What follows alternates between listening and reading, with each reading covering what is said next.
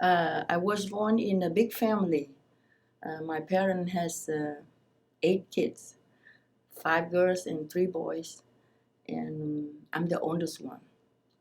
My dad was a government worker. He has a decent salary at the time. And 1972, I married with a pilot of the South Vietnamese Air Force. And 1974, I gave the first birth to my son. And we are a happy family. And when the fall of Saigon in April 1975, my husband just went off to join the fight. And he was taken to prison by the North government.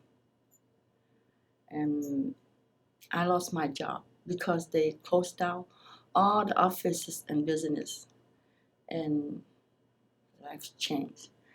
And we were told to go to the countryside, stay away from the politics and city.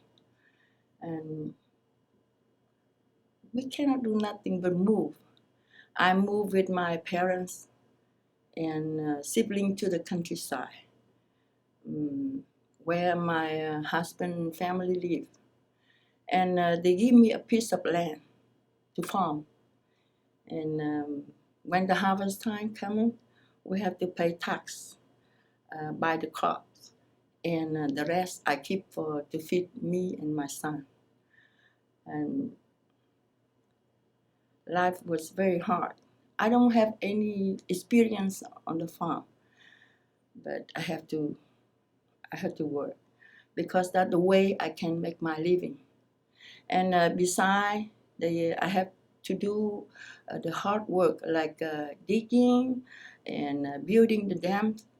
And when I do that thing, I have to take my son with me. And it's not last long because the baby keep crying, and after a few days, they send me home. And I have to learn working on the farm very fast. And, you know, um, the life had changed drastically for me from being an office clerk to being a farmer. But I have to leave. I have to work to hope we will reunite it. After 1.5 years, I received a letter from my husband letting me know that where he was. And at that time, I have permit to visit him every 6 months, once every 6 months. And we were very happy, very happy. And I start my journey.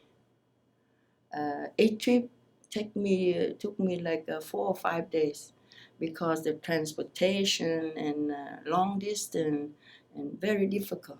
Just see him only 30 minutes and keep going like that. And after 6 years in prison, he was released. But he is not totally a free man because he have to report to the local police station every day and then every week and every month. They did everything to make sure that he didn't join any revolution against the government. Anything had travel from here, there, or out of the village, I have to do by myself. And, and I have to do the exchange labor. Like I work for this family 2-3 days, and the other family 2-3 days, and in return they're gonna help me to do the harvest time. And 14 years later, and when we heard of U.S. Humanitarian operation, that is a part of orderly departure program to helping the re-education camp detainees to find refuge in the U.S. And at first, we don't believe it. Maybe might be a trap. They might be put him in prison again. And after a while, and when we heard some who make it to America via this program, and we start to apply.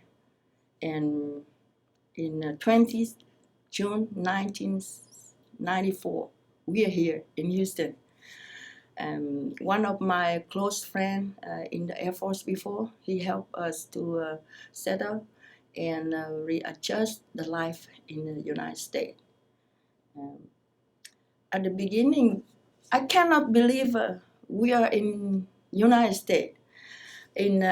Occasionally, I wake up in the middle of the night and talking to my husband and make sure that this was not a dream.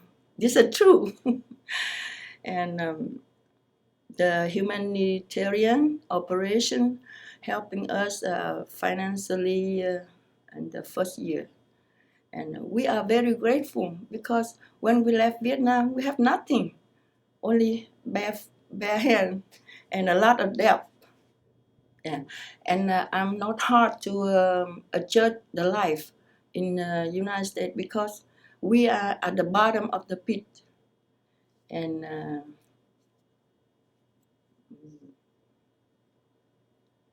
we have no future for our children. But here in the land of freedom, there are endless opportunity for those who seek.